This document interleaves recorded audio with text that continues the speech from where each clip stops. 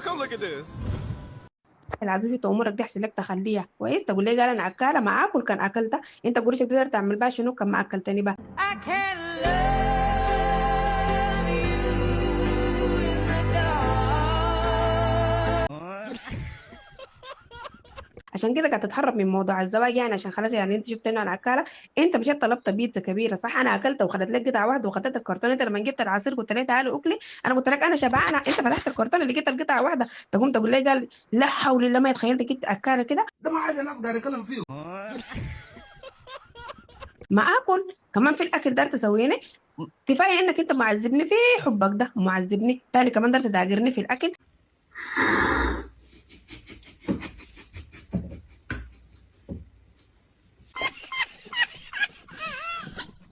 هو الا الاكل ده خط احمر شفتها، وبعد ده كله اكاله ما اكاله سيكمك معلقه فيك وكرامه يوك اها.